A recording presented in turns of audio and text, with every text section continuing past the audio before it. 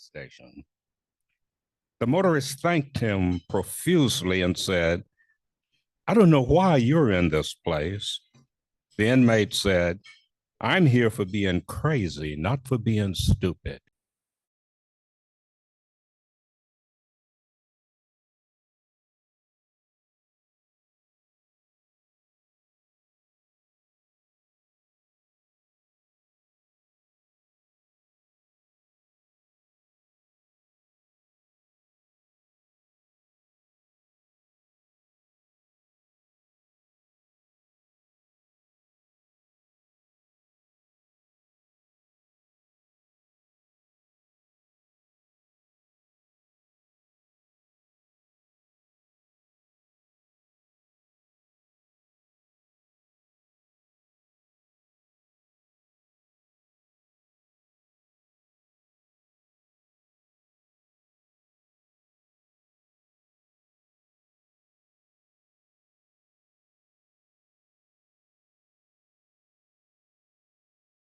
Our Sergeant at Arms, Joe Springer, is going to come up at this time and he's going to introduce our guests and visiting Rotarians. Joe? Somebody took my paper. Oh, there it is. Hello, everyone. Another great day out here in Jacksonville. We do have two guests that I'm aware of. And Josh, you seem to have some young lady with you. Who would that be? I do. I remember my oldest daughter, Ellie Harrison. This big. So Josh just introduced his daughter, Ellie, as he said, used to be about the size of his knee and now up to her shoulders. And then, Al, you had somebody with you. I believe it's your girlfriend from some odd years or something. Yeah. Yeah, it was my longtime girlfriend. Thank you. Go ahead. Did anybody else come in that I didn't see? Does anyone else have a guest, or is there any visiting Rotarians that came in? I guess we could say Mike Crumpler. It's good to see you again. I mean, not Mike Crumpler. What's that name? Corrigan? Corrigan. Yeah. Yes. Mike Corrigan. It's good to see you, man. That's it. Great job. Thank you, Joe. So right now, I'm going to ask our President-elect Raul Sharma if he would come forth and make introduction to today's speaker, Cassie Moyer of the Rotary Youth Exchange. Raul? It's all right, man. Is my pleasure, President Tim, and welcome back in leading our weekly club meetings. We did miss you, and special congratulations to your daughter. A wonderful accomplishment, achievement, and the future is certainly bright for her. President Tim, having you here is like having Showtime Lakers back. West Coast, you're running the point, and we're fortunate enough to sit courtside and enjoy a great show. So special thanks to you being back here in the president's seat. Absolute credit for this speaker today. I'm giving an assist to Gigi Carroll. She had my ear on President's Night and said, let's get back to getting back to the fundamentals of Rotary. And really what that means is the grassroots, the youth, and really building the pipeline for our club's future. And so, RI President Urkic talks about the magic of Rotary. And so much of that starts at the rudimentary age, the fundamental age. Cassie Moyers, our guest speaker today, comes from a family of Rotarians. Her mother, Nancy Castle, was one of the first women to join Rotary in Arizona back in 1987 and is a past district governor for District 5500. Her father, Ray Castle Jr., served as an assistant governor for District 5500. Both are still active in RI. Cassie joined Rotary in 2005. She has been active in Rotary clubs throughout much of America, primarily on the West Coast, 4 states, including Arizona, California, Utah, and our state, the Sunshine State, Florida.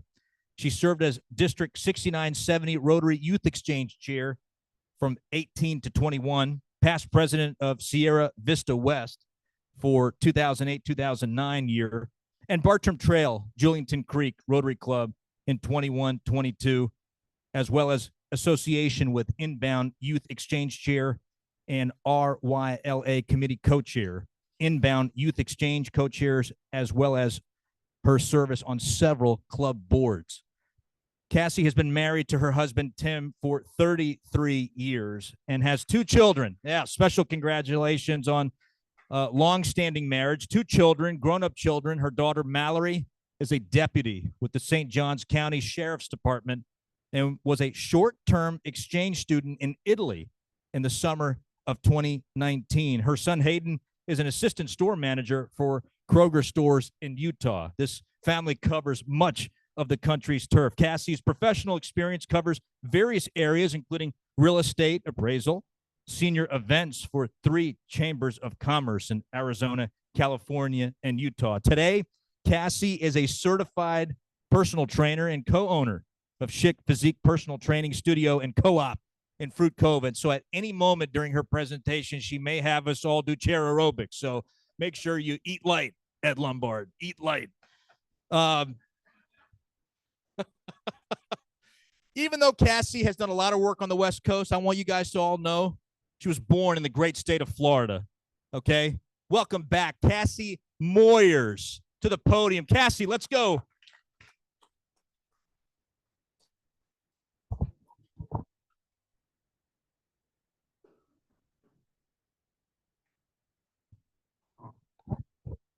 Working with teenagers, you end up having to learn to move around a lot, not to mention being a personal trainer. So thank you so much for that introduction. I really appreciate it. Thank you, Gigi, for when we met up at Ryla and being able to come and to present your club.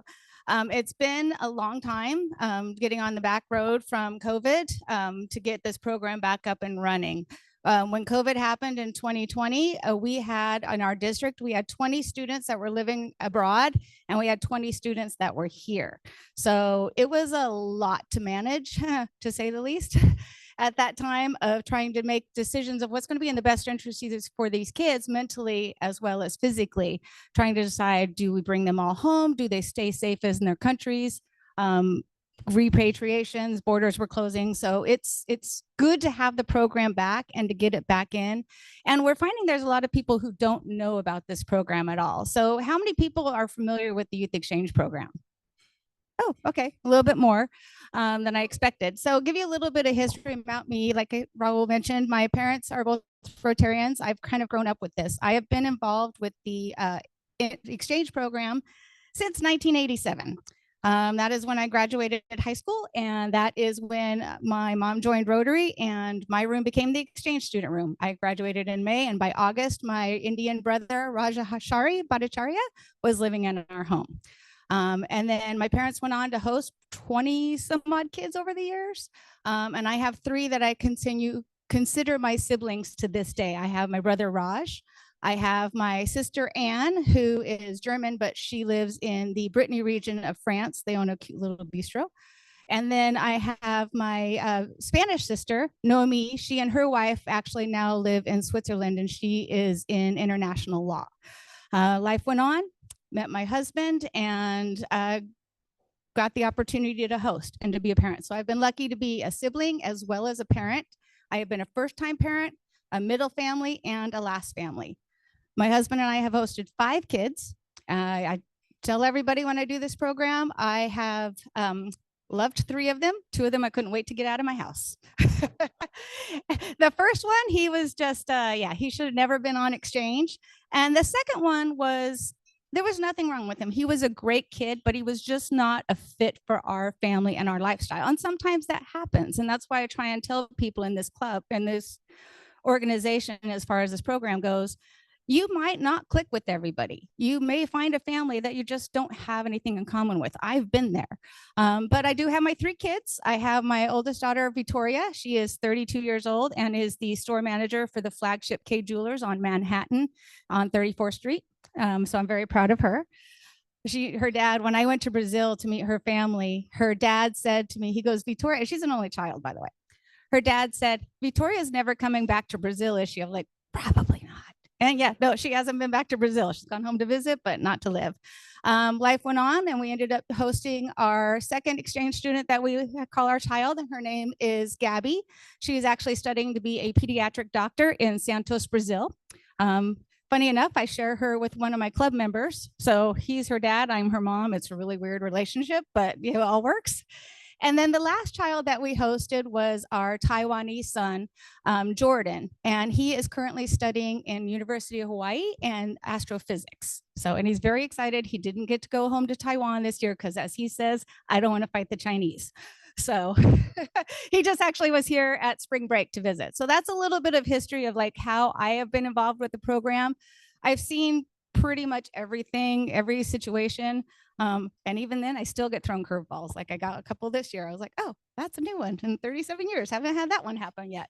So this program is a little bit, it's been a hot minute since I've given it, but it's just to kind of give you a little bit of information of what the program is, how you can get back involved with it, and what we're going to be doing. So go ahead, next slide.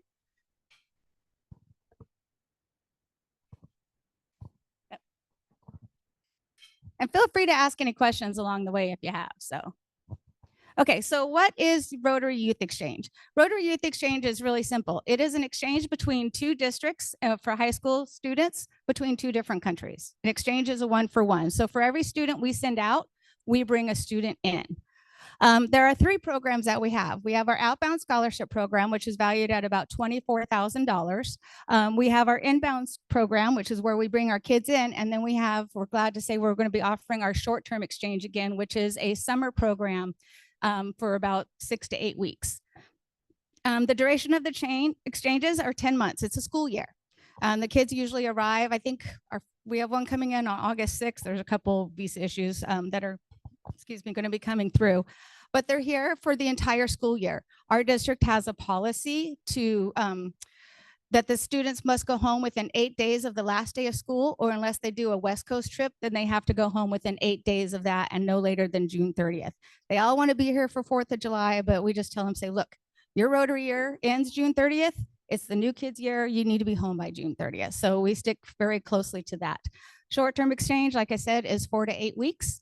And participating districts must meet, tongue-tied. Districts must meet a specific set of requirements. A lot of people don't realize we have requirements that no other part of Rotary International is bound to. We have to file with the State Department. We have to, and we are audited every other year. We have to be organized with a multi-district to be licensed with the State Department. We have what's called CSIAT, which is the Council on Standards for International Education and Travel. Not to mention all of the Rotary specifics. Go ahead and hit the thing and it'll show you a little bit more. We also have to go through a series of, all students have to go through an extensive application. How many of you guys have ever seen an application that Rotary kids have to fill out? Gigi has, yeah. They're pretty intense. They require medical forms, dental exams, school references, their entire list of all of their school credits that they have to have. They have to write an essay. They have to upload photos. It's about 27 pages these kids have to fill out. It is very, very intensive. Then they have to go through an interview process, and then they have to go through a series of orientations. Our students that we send abroad, we start orientations and we do interviews in November. They find out in January where they're going to be going. Well, December interviews November, December they find out if they're accepted to the program. January they start their training and they find out where they're going, and they train up through June and leave in August. Usually July, August, September is about when they leave. So it's 6 months of training that they go through, and they have to go to every single training to be able to go on exchange. And we follow a strict set of rules and guidelines according to the RI Code of Conduct. Next one. So why Rotary Youth Exchange? Well, what sets us apart from a lot of other organizations that offer exchanges? How many of you guys have heard of some of the other programs out there? AFS, there's, I can't even think of all of them. What makes us different than those is the fact that we are volunteers. We don't do it for money. Some of these other programs may charge these students $15,000 to $20,000 and drop them into school without any information, without any training. And that's not what we do, because we're Rotarians. We want to focus on people and really let them know and invest in these kids and in their futures. So we consider ourselves a 3+ year program. We have the year to get them ready, the year they go on exchange, the rebound year, which is actually the hardest year of the entire program with reverse culture shock. and then the Rotex years, which are all the years after. So we are investing in these kids for 3+ years that we will work with them. And I call them my kids, even though some of them are in their 30s now, because I feel like I've raised I've raised them, spent 3+ years with them. So it is one of Rotary's avenues of service. I actually need to change that because it's now 7 avenues of service. And then we are, of course, one of the most prestigious in the country. A lot of the State Department regulations are based off of what Rotary International Youth Exchange does. And as I said, we are not a one and done, and the program is open to anyone, Rotarians and non-Rotarian children alike. It doesn't matter what your socioeconomic background is. It doesn't matter what school you go to. Any child can apply if they have the desire to want to go and learn more about the world.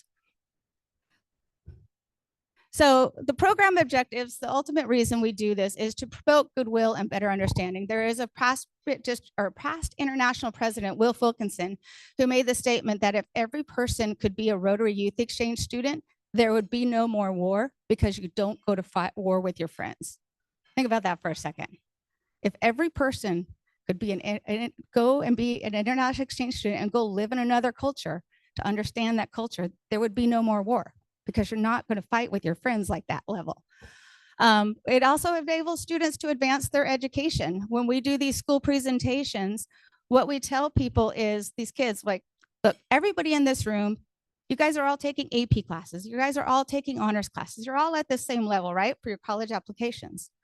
Well, what if your application, when you go to college, says, oh, hey, wait a minute, this student went to Lithuania. They are fluent in Lithuanian. They've lived a year abroad. Don't you think that they just went a little, oh, and not to mention their essays for college are stellar. A lot of our students go on to be Fulbright scholars, and just, yeah, they go on to do incredible things because they set themselves above and beyond even the highest level of kids in high school. We give them the opportunity to broaden their outlook.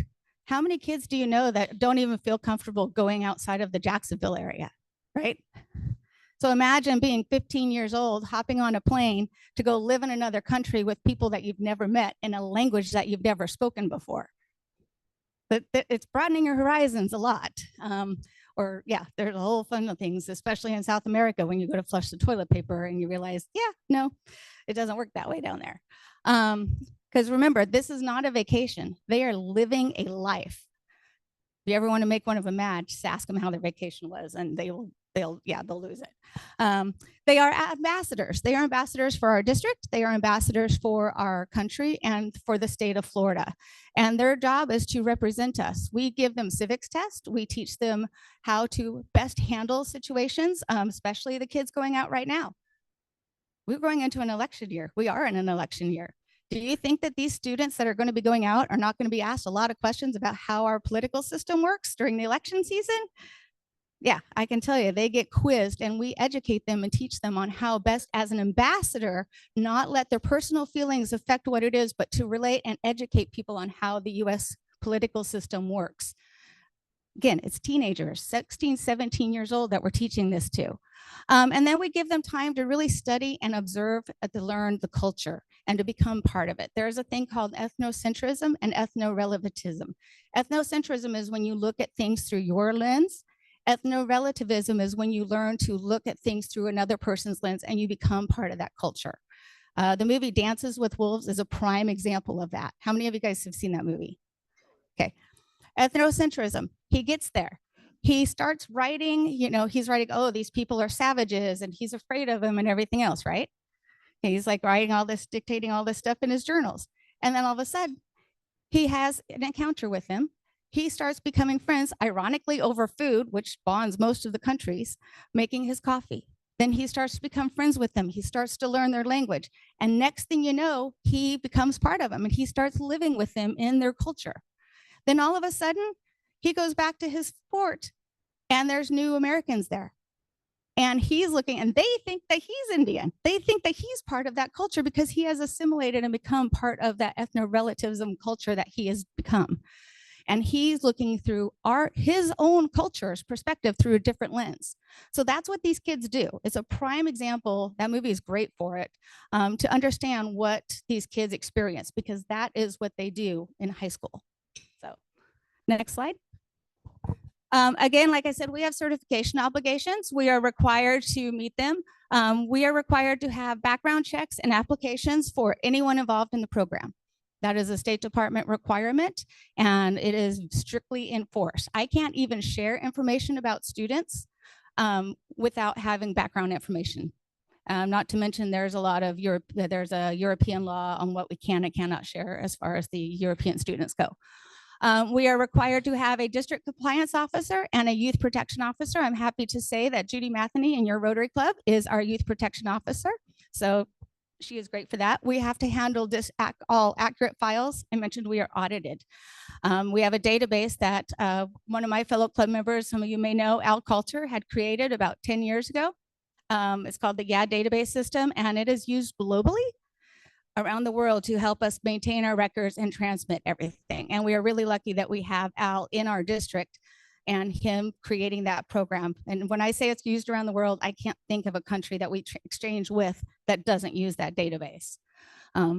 We are required to have mandatory orientations for inbounds, outbounds, counselors, host families. A lot of times people don't realize that host families need to be trained. They don't understand what it's like to bring somebody new into their family. And then of course we have to have trainings for the clubs so they understand what their responsibilities are. To meet all of these requirements, we are partnered with ESSEX, which is the Eastern States Student Youth Exchange Network. I was actually just at our summer conference in Penn State this past Saturday, Friday, Saturday, for this meeting to meet with our ESSEX partners and learn a little bit more of some of the things that are going on behind the scenes. So student responsibilities, what do these kids have to do? Go ahead. Well, their job when they're on exchange, regardless of whether they're in or out, is to adapt to their family and adapt to their community. I like to tell them, think of a family and a community as a wheel, and the wheel is going round and round, and you're the pebble, and you're the pebble gets thrown into that wheel.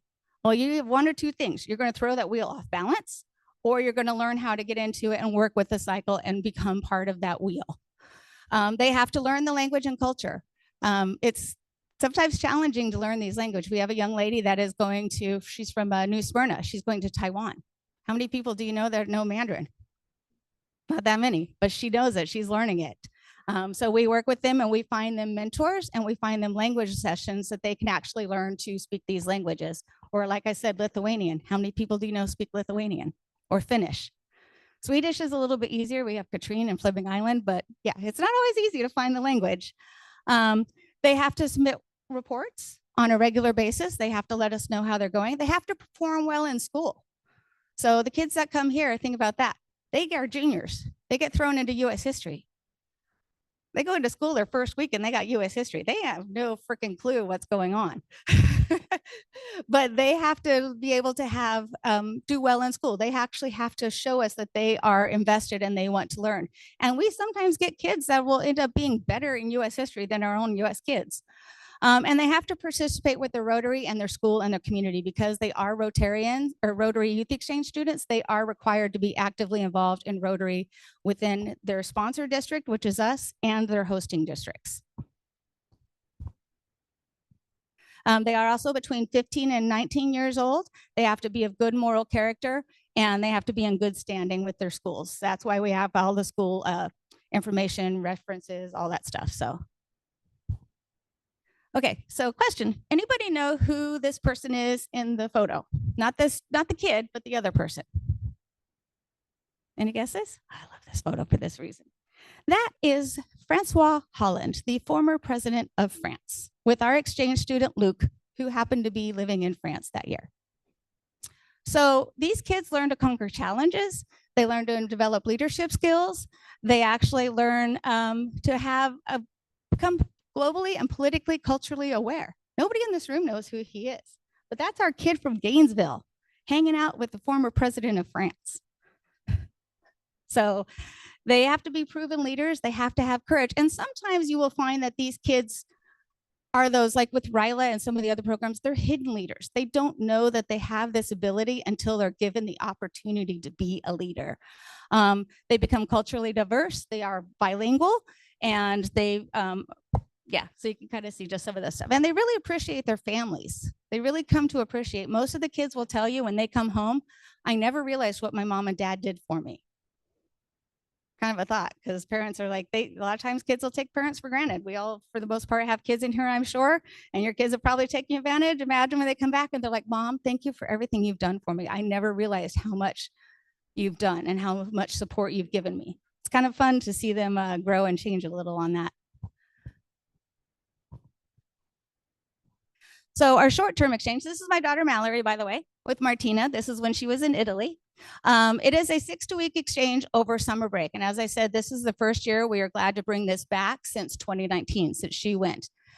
This is a family-to-family exchange. So a lot of kids that might be in IB programs or far enough into the program or aged out, because this program you can go up to 19 years old. You go live with a family that you are matched with in another country, and then you basically become siblings. And so what happened with Mallory is she went to Italy. She was in a little town called Pinerolo outside of Turin. And she spent 4 weeks living with Martina and her family and traveling through northern Italy. Some days she traveled, some days they just kind of hung out at the house. But some of the things she did, they went to Venice, they went to Florence, they spent a lot of time in Milan, they went hiking in the Italian Alps. She was really excited because there was still snow up there. And then what happened is Martina and Mallory flew back here to Florida together. And they got here on July 3rd. So Martina got to experience 4th of July. And we have a family lake house down south. So we took her tubing and showing all this stuff, and yeah, and blowing things up. I was like, welcome to America. This is what we do. And then of course we took her to Disney, and my husband took her up to Charlotte to a soccer match that happened to be against my daughter's favorite team and Italy. So give them a chance to spend. And she was with us for about 3.5 weeks before she went back home to Italy. The travel arrangements with this are made through family to family. So as the Rotarians and as the district, we don't have anything to do with that. There's also no school and there's no language requirements for this because it's such a short term, but it's a nice way for a lot of kids to get that taste of wanting to go abroad and seeing what life is like. I remember Mallory calling me one time, and she was saying, because the house that Martina's family lived in was a very old home. And Mallory said she could only call me on the Wi-Fi from one room because if she went anywhere else, they'd lose the signal because the walls were too thick. So something you don't think about. The scholarship exchange, which is our long-term program, as I mentioned, it is about a $24,000 value. And that includes, because when students go on abroad, they are provided host families, which give them room and board. Host families are required to provide 3 meals a day. So that's kind of where that goes. Plus it's also your education, maybe a public school, maybe a private school, depending on what country they're going to. Students also receive a monthly stipend. Rotary International requires that every student gets a minimum $75 US for exchange. Our district has a policy, our inbound students get 100. When I was at the Essex meeting, there was one of the clubs in Vermont that gives their student $200 a month. I was like, okay. And then of course the orientations, the languages, language training, and the camps that we have. And then just the support system, so. Sponsor club, I love this picture. This is Hannah. When I talked about service, that is Hannah in Croatia, and she actually found a orphanage that she volunteered at weekly, taking care of the infants. That was what she wanted to do. She wanted to find a way to be of service. That's how she did service. And I thought that was just a beautiful photo of her. So what you can do as a club, you can sponsor a student, which means we can go to Riverside High School or any of your schools that you have associations with, help us get the word out to the kids to apply, to go to our district website and apply to be an exchange student. The biggest challenge we have is letting kids know about this and getting them involved. So that's how you could help, is get us into the schools, help us find the kids. As a club, when you do find kids, you want to interview them because they're going to represent the West Jax Rotary Club. So you want to find them, interview them, make sure that you feel comfortable sending them up to the district level and that they're going to be a good fit and a good representation of your club and our district. Then you would sign on documents saying that you actually will endorse this student to go on exchange. And then once accepted, then include them in your Rotary activities. I have 3 club members that joined our club at Bartram Trail because their students went on exchange. So it's a great recruiting tool for new members as well, because you want to include not just your child, but that child's families in all of your activities. So it's a really good way to get new people in. In fact, Inez is our outbound chair. Her daughter just returned home from Sweden about 3 weeks ago. And then you can also give them banners for their exchanges. So your banner would go to, do you guys have banners? Yeah, so your banner would go with your outbound student and hang in a club somewhere around the world, and then they would bring that banner back to you as well. Club responsibilities also if you're going to host. So as I said, it is a one-for-one exchange. So if you send a student out, we bring a student in. That doesn't necessarily mean that you have to host, although it is good because one of the things we require of those outbound kids is to provide us at least 3 host family references, because we know as host clubs, it's hard to find people that are willing to open their hearts and homes. That's the biggest challenge. So if you're sponsoring a kid, that kid's going to provide you a list of names of host families that might be willing to host a student. So that's easy to kind of do. And if their kid's going, they're going to have an empty bedroom. So there's always that as a perk too. You have to have a youth exchange officer. That is somebody that's going to just make sure that the background checks are getting submitted, the applications, and just kind of keeping up with the reports, handling the paperwork side. You have to have a club counselor. The club counselor is the one constant for that student throughout the year. They are their mentor, they are their confidant, and they are the liaison for any issues that might be happening within the school, the student, host family, whatever it is at the local level. You want to help with school arrangements, getting them registered to school, and you want to help the host families, special event transportation, which is not that complicated, and just include them as part of your club. Again, this is a really great resource. When you're hosting an inbound student, have those inbound families come in and host you, visit you, even if it's just once a month. It's getting them involved on your service projects. We do roadside cleanups. We always have our exchange students and our host families, inbound and outbound, invited to every single service project we do. Our outbound, or we just had our Pass the Gavel party. We invited our outbound students and their families to be part of that. You have to make sure, again, like I said, that the reports are getting done, interviews are getting done. And then there is a financial commitment for hosting a student. And that is what we tell clubs to budget a minimum $2,000. $1,000 of that goes towards the district. And that is the money that we use for the students that are we're hosting, the inbounds, to do their activities. We take them to Gainesville for a weekend to a Gators game. We take them up to Fernandina in the spring, and then we take them to Disney as well. Finding host families, like I said, sometimes that's the hardest thing. We do require that the students supply at least host family referrals. Host families need to provide lodging, meals, and most importantly, the love and support of being a parent. People forget when these kids come that they are 15, 16, 17 years old. They don't act always like a teenager, but they are teenagers and they still need some guidance. And anyone can be a host family. It does not matter. There is no definition of what a family is. A family can be a retirement couple. Family can be a single parent. A family can be a family with young children. They can be old children. They can have children with special needs in the house. There is no definition of what a family is, which means there's no limits of who can host. And it's a really great way, as I mentioned, to recruit students. And there's a lot of places you can find them. Obviously, Interact Clubs. Gigi and I have already been talking about this and getting more word out there. Through your local high schools, PTOs, churches, any youth organizations, YMCAs, neighbors, friends. There's families everywhere. There's kids everywhere. It's just a matter of talking to them and sharing that information and letting them know that they can change the world and grow and be somebody more than what is just limited to this area. So this was our class. These actually are kids that just went out. They have all come back now. The last one will return July 3rd. Isaac on the end in Finland, he had a really great exchange. He went up and met Santa Claus in Lapland, ate reindeer, learned how to ski. He did do the ice plunge, which I thought is always fun. The kids who go to Iceland and Finland. Do you guys know what the ice plunge is? Yeah, in the winter, they go cut a big hole in the ice and they put a ladder in and you go down and then come right back up. It's pretty fun to watch. The girl that went to Brazil, Annalena, the kids that go to South America love it because they go to school, they're Southern Hemisphere, so their school system is quite different. They go to school for like 3 months, and then for the Christmas season, they're on summer vacation because it's summer down there. And then they go back to school for a few months. So she spent a month in the Amazon, sleeping in a hammock, going down the Amazon River on a trip. So getting a chance. I'm excited. We're actually hosting their rebound weekend, and it's the first time I'm going to see them since they left next weekend. So I can't wait to hear more of their stories. So this is some of the places, just some of the countries that they can go. And like I said, when we present to the kids, this is what we let them know. Think outside the box. Everybody always thinks, oh, I want to go to France, Germany, Spain. But think outside the box. What's going to set you apart? I did just find out this weekend we have 2 new countries that were added on. We have Zimbabwe and New Zealand that have been added to it as well. I know they've also done Zanzibar.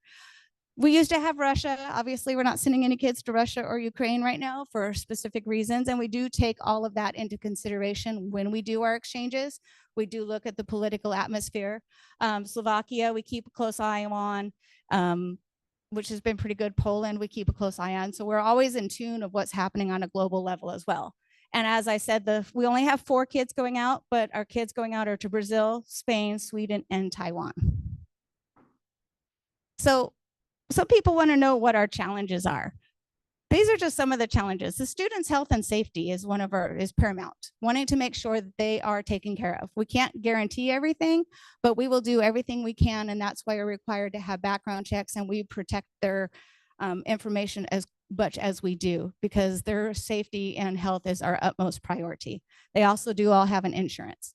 Immersing a students in new culture can be a challenge. A lot of kids will think that they're ready for it, and mentally they get there and they're not. And they realize that, yeah, this is not for me. Hopefully we've taught them and helped filter out. We had one student that was supposed to go out last year, and he realized in April, he was supposed to leave in June. He realized in April that he wasn't ready. And I told him, I was like, you know what? I am more proud of you for withdrawing now, realizing that you are not ready for this, than getting in a country and realizing that you're not ready for this. I go, it takes a lot more guts to say, hey, I'm not ready to do this yet, before you actually get on the plane and do it. So it is immersing into a new culture, like learning and living. And as Mark Mims, one of our former students, he works for SpaceX now, Mark said, it's like learning language through a fire hose, because everything is coming at you in every direction. Host families, as I mentioned, can be a challenge. Background checks obviously can sometimes slow things up because it takes a few days to get them, or you might think that somebody is going to be fine, and all of a sudden you're like, yeah, no, they're not. There's something in their system, that in their background, that doesn't necessarily get cleared. Rotary Club support is always a challenge. It's hard sometimes to get clubs that want to help support us, that they want to support us financially, or they want to help us find kids. It's a real challenge. State Department is obvious reasons. We're having a lot of troubles this year with visas. And I found out this past weekend, it's not just us. Pretty much all the partners were like, yeah, visas this year are a freaking nightmare.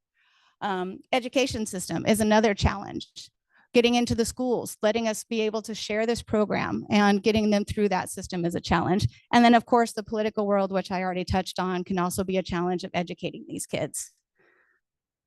So how you can get involved, as I mentioned, just to kind of summarize, you can help us recruit students, you can help us sponsor students, you can host a student, you can help us with other Rotary clubs, you can volunteer to be on our committee. We're always looking for people to join our committee. As I mentioned, Judy is on it, but we're always looking for more, and we will find ways for you to be involved. Spending time with them, even if you don't host. I have the St. Augustine Club just messaged me, they wanted to host. I was like, it's too late. I said, but if you want to organize a weekend down in St. Augustine and host the kids, I'd love that. Go for it. Or if you want to sponsor an event for them, that's fine. And then spending time with the outbounds as well. The kids that are getting ready to go on, they need to practice on their speaking skills. So that's another way we can always get them involved. So, and I think that's it for my slides. We do have an Instagram page at RYE6970 because we are reaching kids. We also have a Facebook page, but we don't use it very much because that's not where they're at. And we have our website at 6970.org. So with that. You did good. Hold on a minute. I got some questions. You did great. Oh, thank you. Now, Joe Springer's going to go around the room and he's going to take some questions. You said I got time, so that's why I got a couple myself. Okay. So there's a lot of moving parts. Yes. And I wanted to understand, does it have to come into clear focus, or is it possible that you might have a kid and you might have a location overseas, but you don't have a reciprocal home here in America? Can that exchange still go on if it's only one way? Yes, we partner with Essex. And what makes that unique about Essex is we accept our kids as long as we know they're qualified, and we will send them out to Essex. In the fall, we have to give them a commitment saying, we believe we're going to have this many students going out, and we believe we have this many kids coming in. Once we know that in the fall, we have plenty of time. And in the past, we've hosted 20 plus kids. So as I mentioned, St. Augustine just called and they're like, hey, we want a kid. So I can always reach out to clubs who might want to host regardless. Fernandina never sends kids out, but they love to host. So we can find clubs that may not have a kid go out that will want to take a kick in. We make it work. So you've been at this for a long time. I was really gratified to see how many kids were in this current year's program in our district. Is that about the normal cohort? Have they been bigger in the past? Where are we at in terms of the popularity of the program? So pre-COVID, we averaged every year 20 to 25 kids through our district. Actually, in 2018, 2019, we had 20 inbounds that started the year and we had nobody go home. They had a perfect year. We had all 20 stay. 9 was a good number, but unfortunately, the state legislature last year put in a policy to where if you were not part of a pre-approved curriculum, you were not allowed to present to student clubs or to schools. So we weren't allowed to talk to any kids in classes, which made a huge difference for us. Thankfully, they've amended that because they realized they shot themselves in the foot by banning the Boy Scouts, the Girl Scouts, the veterans. And so now they have the policy of anyone that is a patriotic organization may present. And thankfully, because we are affiliated with the State Department, we are considered a patriotic organization. So we are trying to get our numbers back up. Our goal is to get back up to about 15 at the max. We don't want to get to 20 again. We want to kind of keep it a little bit more manageable. And one more before we turn it over to Joe. So is it possible that you know in advance where the opportunities are going to be? In other words, do you know that there's going to be a home in 2025 or 2026, the countries that you might be in 2027? Or is it always a year-to-year kind of grouping of students and houses and sponsors? It is definitely year to year. One, because politically, we never know what's happening in the world. So that definitely affects it as far as where the kids are going to be going. They get a wish list when they apply. They can put what their top 5 country recommends are. And then they can also put a list of what countries they do not want. Bosnia is actually one of the countries we exchange with. A lot of kids still do not, and their parents primarily don't feel comfortable with sending kids to Bosnia. But we exchange with Bosnia. And that's what's nice with us working with Essex. We only have 4 students this current year for the 24-25 year going out. Essex has a total of 85. So that's why we join a multi-district, so we can actually all work together to get this. All right, Joe, anybody have any questions? Can you please explain the blazers that they were all wearing and what was on the blazers? Yes, so every Rotary Exchange student receives a blazer, and that is something that signifies us different than all the other programs. When they go on exchange, they receive pins, they take pins and they exchange it. The blazers are a memento of what their year is. I've seen literally everything. I have seen everything hanging on a blazer. I have one kid, one of my favorite stories, he has a Gatorade bottle tied to his blazer. And I asked him, I was like, what's that for? He was in Czechia. And he says, I realized I bought that Gatorade bottle at the Czechian airport on his way home.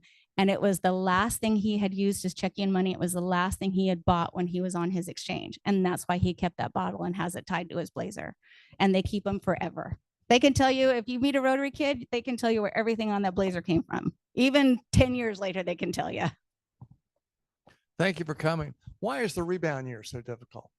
The rebound year is difficult because they become so engaged in their country that they are living in and so part of it. It's very, very hard for them to leave. And then they come back here and they're seeing things through, as I mentioned, like in the Dances with Wolves, they're seeing things through a different lens. So people think that they're still the same person and they're not. They've grown physically, they've grown mentally, they've grown emotionally. And so when they come back, it's really hard for them to take all these freedoms and liberties and independences that they've created, and especially come back home and mom and dad are like, oh, well, you need to be home and in bed by 9 o'clock. And they're going, I didn't go out until 9 o'clock with my friends because that was what you did in that lifestyle. Or parents want to keep them under thumb a little bit more because they've been gone for a year and the kids are like, nope, I've spread my wings. I'm an adult. it's very challenging for parents to let your kids go from being a child to an adult. And that's exactly what happens in this program. They grow up. We tell parents the kids are not the same. Say goodbye to your kid when they're on the plane because they ain't coming back. Thank you for coming. I had a brother who was a member here, and about 35 years ago, and I was very involved in it as well. We hosted a young man from South America through the youth exchange program. And remembering back then, which was obviously a long time ago, it was a lot more simple process. It was days before internet. You didn't have a lot of contact with Rotary International. And I'm just wondering, from your perspective, you've been involved in this for quite some time now, just how kind, I mean, we're talking about a 27-page application and background checks and all those things. How the policies and procedures have changed and how much more difficult it is today, understandably, because of where we live today and how we live today compared to, say, 20, 30 years ago. Oh, it is night and day different. Sometimes there's a lot of us that have been around this program for a while and we're like, remember when we only had to do this? But ultimately, our number one job is safety and security and the health and well-being of our kids. Like that's what sets us as Rotarians apart from all these other programs. We genuinely, the kids will laugh because I cry all the time, but we genuinely care about these kids. They become our kids. And that's something that really sets us apart. So I'm okay with all of the restrictions and the certifications and everything that we have to do that we didn't have, because I know it's in the best interest of the children to keep them safe as possible. So yes, it's a lot more hoops to drive through, but it's worth it. We have time for one more question. And Josh, I hope your guest is taking all of this in and thinking about these things. Just go to our Insta, our Rotex, who are the kids who've been back for more than a year. You can DM them and they will usually answer right back. So we manage our Rotex, are the kids that have been back for more than 3 years. They do all of our orientations and they do all of our trainings. During COVID, they actually chartered as an alumni organization by themselves. They called me and said, we wanted to do this. And I was like, okay, well then do it. And I just sat on their advisor as they wrote their bylaws and wrote their policies and procedures and filed with Rotary International to become a certified alumni association. So they're Rotarian leadership. Thank you for coming. This sounds like a wonderful program. I noticed that there's only one English-speaking country that is on the list. Is that by design? Yes, we, as far as our district, we try not to exchange with English speaking because we want them to have a cultural difference. So we don't exchange with traditionally English speaking countries. And we also don't exchange with Mexico very often for that reason as well, just because our kids our proximity to Mexico and Spanish speaking students, we try not to do those. There's an multi-organization called NAN, which is the North American Youth Exchange Agreement, which is Canada, the US, and Mexico. And we all kind of have an agreement, not Canada and Mexico will exchange, but like we don't exchange with Canada for that same reason. It's too close in cultures and too close in languages. Great job. Thank you. Cassie Moyers, everybody. Thank you for being here. Great presentation. You've given us a lot to think about. I'm curious, show of hands, how many of you have hosted a foreign exchange student, have sent your children abroad, or maybe even yourselves have been involved in some sort of exchange? Let's show of hands. Look at that, Cassie. Amazing. Thank you. Thank you. Well, all right, everybody, we've come to the end of our program. I want to thank our greeter, who was Brian London today. Brian, thank you very much. Did a great job. Did a great job. I want to give you a few reminders. On the 31st of July, our speaker is going to be a past president and past district governor, our own Marshall Butler. On August 7th is going to be our first service week this year. I'm going to have a lot more to say about service weeks, but you all will remember from my presentation a couple of weeks ago that throughout the year, we've embedded 3 service weeks. We're going to identify projects in our district. We're going to promote those projects. If you've got projects, you need some labor, you need some money, you need some bodies, you let us know about it. We're going to get out in this community. We're going to make a difference. Next RLI opportunity is August 10th in Gainesville. You can register on DACDB, and also be sure to RSVP on the calendar for the 14th, which is going to be our first social here at Timuquana. And socials are great because there's booze at socials and because it's a chance for us to bring some potential new members to Rotary. All right, everybody, Lee Sasser is going to lead us in the four-way test today. Lee.